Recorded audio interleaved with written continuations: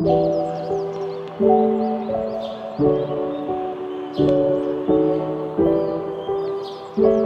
siang Mbak Asa.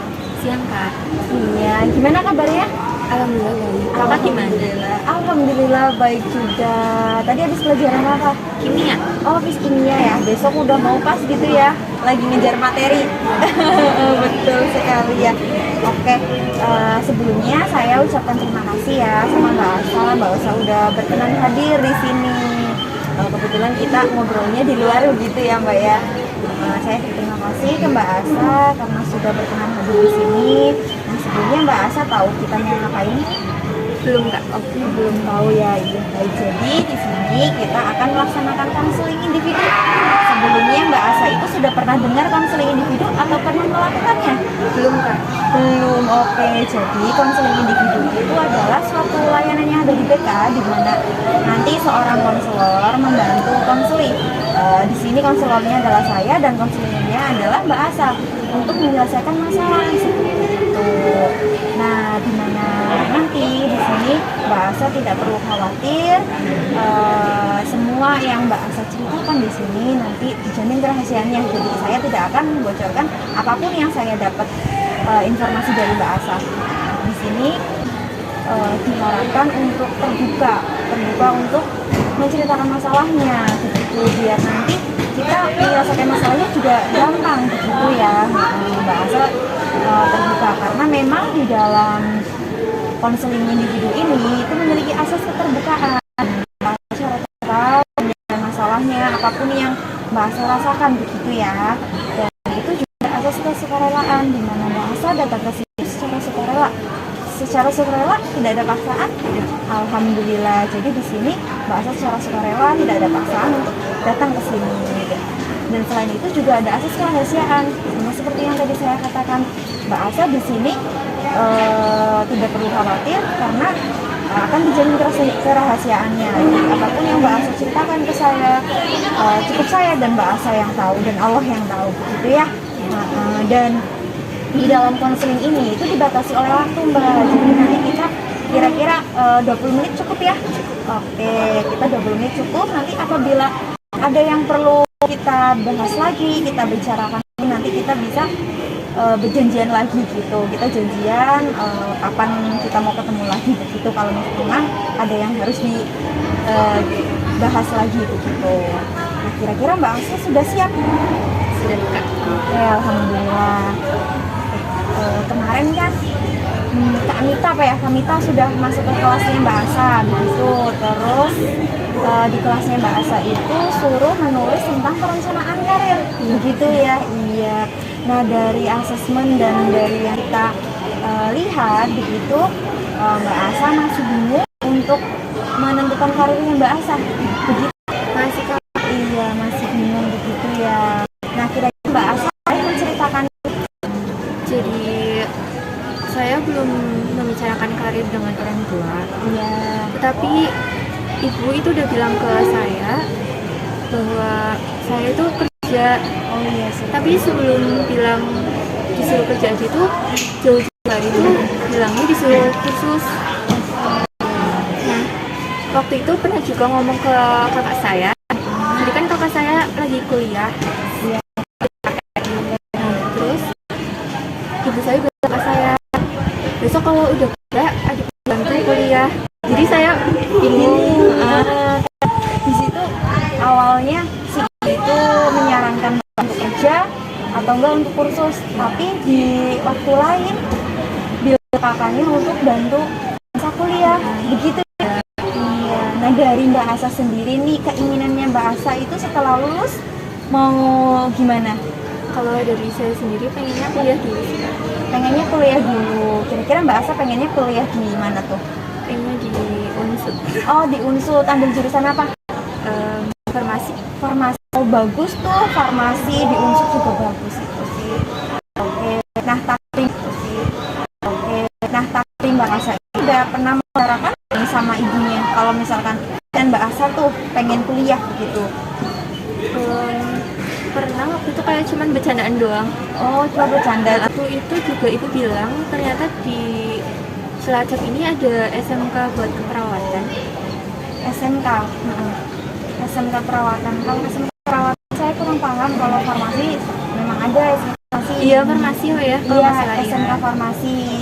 Nah, waktu itu kayak ngomongnya tuh kayak mepet-mepet mau masuk SMA, jadi Iya. kayak nggak mikirin SMK-nya gitu loh Kak. Oh, akhirnya masuk ke SMA begitu. Tapi waktu Mbak Asa ngobrol sama ibunya itu Pak, waktu bercandaan Iya. masalah kuliah, responnya ibunya Asa gimana? Responnya nggak ngomongin itu boleh atau Oh, belum gitu ya.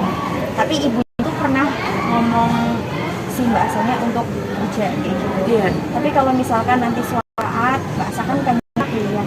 Nah, saat kita ibu itu keberatan terus ibunya menyuruh Mbak Asa untuk bekerja, ya Mbak Asa Nggak apa-apa. Mbak gitu ya. Dengan lapor gitu ya, menerima gitu ya. Misalkan nanti Mbak Asa itu kerja. Itu udah ngobrol sama ibunya. Sama bapaknya kita pernah ngobrol belum. Kenapa diobrolin? Belum berani. Belum berani. Oke. Mbak belum berani ngomong sama Mbak. Karena saya kalau itu kayak mau nangis gitu loh Kak. Oh gitu, melo gitu Iya. ya. Oke. Mungkin sama kayak tadi pernah ngobrol sama ibu sambil bercandaan gitu. Mungkin Mbak Asa bisa suasana dulu sama ayahnya. Ya, kayak ngobrol-ngobrol biasa kayak gitu, ceritain keinginannya Mbak Asa, begitu ya Mbak ya. Nah, Mbak Asa itu sebenarnya nggak kelihatan ya kalau misalkan nanti setelah lulus Mbak Asa itu harus bekerja. Tapi Mbak Asa sebenarnya pengen kuliah begitu ya. Mbak Asa itu lebih dominan untuk keinginannya untuk kuliah gitu ya. Kira-kira berapa persen?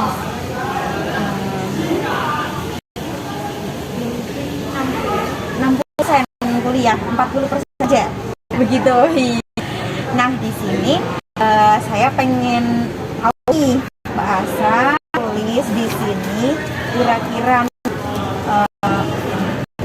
Mbak Asa tadi tolong tulis kira-kira ketika nanti Mbak Asa kuliah sama kerja, kelemahan kelebihannya. Kira-kira misalkan Mbak Asa kelemahan dan kelebihannya itu apa ketika dapat jadi kemudian kuliah, kelemahan dan kelebihannya kira-kira Mbak Asa boleh tulis dulu.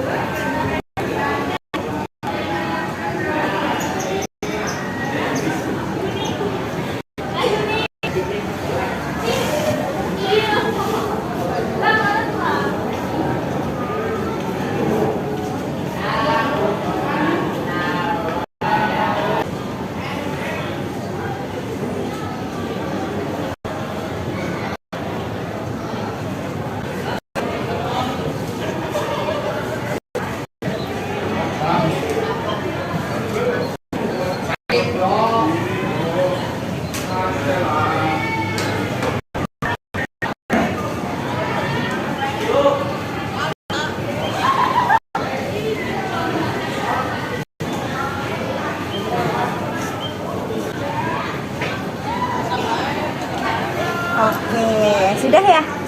Oke, jadi ini di sini Mbak Asa sudah menulis nih kira-kira kelemahan dan kelebihannya nanti ketika Mbak Asa kerja, kemudian kelemahan dan kelebihannya ketika Mbak Asa itu kuliah, ketika nanti setelah lulus ternyata Mbak Asa itu kuliah, nanti Mbak Asa itu bisa punya keyakinan nih karena Mbak Asa itu sudah mengetahui kelebihan ketika Mbak Asa kuliah seperti itu. Tapi nanti Mbak Asanya ini setelah dari SMA itu harus bekerja begitu dengan berat hati ya, harus bekerja karena memang keinginan awal Mbak Asa itu kuliah begitu ya. Jadi ketika nanti ternyata Mbak Asa itu harus bekerja, di sini Mbak Asa menulis kelebihan bekerja. Nah itu bisa jadi pilihan Mbak Asa ketika Mbak Asa setelah lulus harus punya pilihan itu ya, harus bekerja begitu. Mbak Asa sudah punya keyakinan karena Mbak Asa sudah tahu kelebihan ketika Mbak Asa bekerja itu apa. Jadi bisa membantu Mbak Asa tidak ragu sama pilihan yang Mbak Asa ambil. Nah, kira-kira sudah ditulis ya. Oke, baik, gimana perasaannya setelah sudah menuliskan kelemahan dan kelebihan ketika Mbak Asa begitu? Lebih tahu gitu ya, lebih tahu dan lebih tahu kelemahannya seperti itu ya. Nah, Terus perasaannya Mbak Asa sekarang gimana? Lebih lega gitu ya. Oke. Nah, kira-kira Mbak Asa ada kesan-kesannya dari kita konseling ini? Terima kasih buat